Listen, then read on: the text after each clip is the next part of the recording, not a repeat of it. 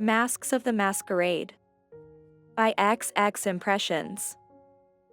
Chapter 7. The music continued to play on and you and the Viscount continued to dance along to it. As you passed by other couples presently on the floor, your partner chose to speak. I want to offer my sincere apologies for my behavior. I never meant to offend, I just think my mouth gets away with me sometimes. He then followed up by admitting with a slight chuckle. And you make me nervous.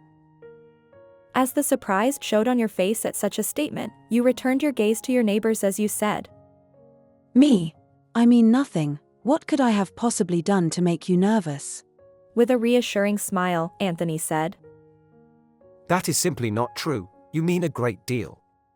That is why you remind me of someone I met once before. Oh really?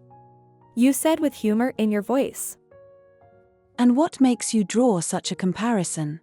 Giving a fond smile of remembrance, your partner responded with, She was direct, like you.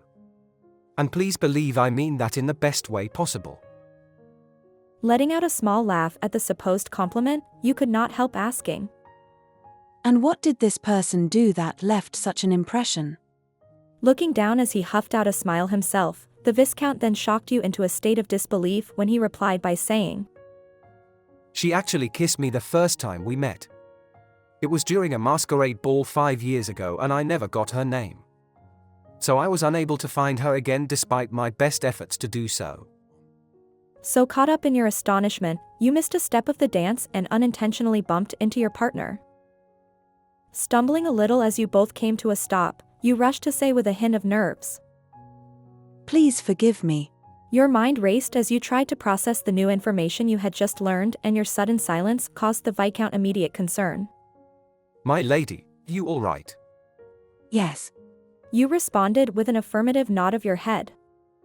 Needing to confirm if this was truly happening, you had no choice but to quietly ask as you stood still on the dance floor. Do you have a small scar on your left wrist? Perplexed by such a random question, Anthony drew his brows together as he said, Pardon? Trying not to let those nerves get to you, you repeated yourself more firmly. A scar. Do you have one on your left wrist? Unsure of where you were going with this, your neighbor hesitatingly responded with, Yes. I got it When you fell off a horse as a child. You unexpectedly interrupted. Now feeling a touch of astonishment himself, Anthony went on to say with amazement, Yes, that is correct. How did you know that? But you could not answer as you finally realized who the person in front of you was. Letting out an unintended gasp that seemed to startle your partner, you quickly said, Please excuse me, I need to get some air. And gave a brief curtsy before hurriedly making your way to the terrace doors without waiting for a reply. Racing onto the garden's secluded overlooking balcony, you rushed to lean against the edge as you struggled to take in a breath. Having slammed your hands down the moment you got there, your grip was tight against the railing as you tried and failed to compose yourself. Oh, not here. Not now. But you had no say in the matter as your body betrayed you by succumbing to the attack brought on by your sudden anxieties. Your chest continued to heave and tears began to well in your eyes at your inability to suck in any air. You were a panting mess, unsure of what to do other than wait out this misery, when the call of your name cut through the otherwise quiet night.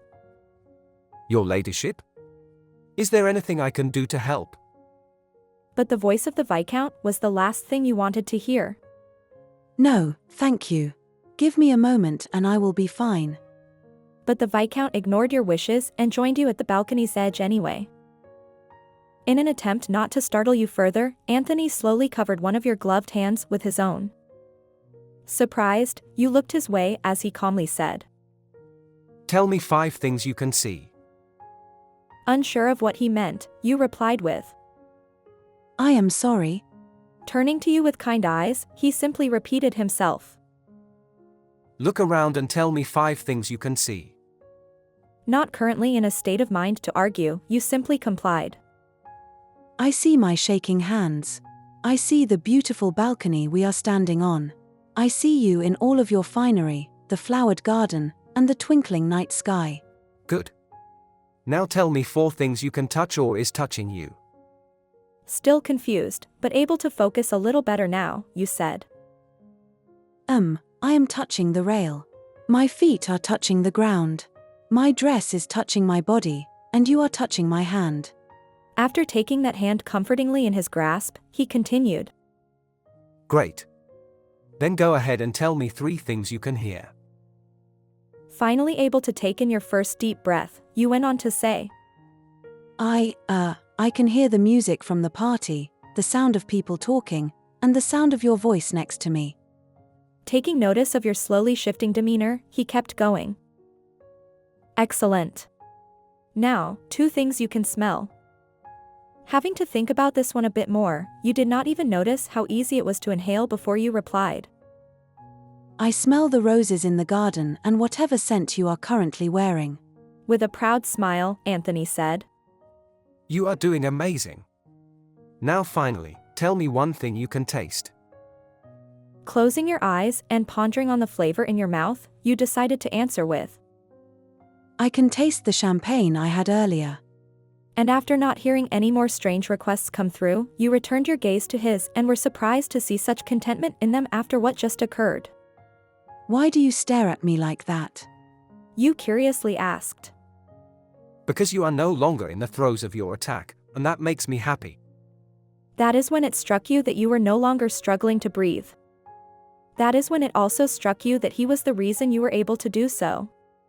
In all the years you had been plagued with these anxiety-inducing spells, not once were you able to calm yourself as quickly as he had been able to.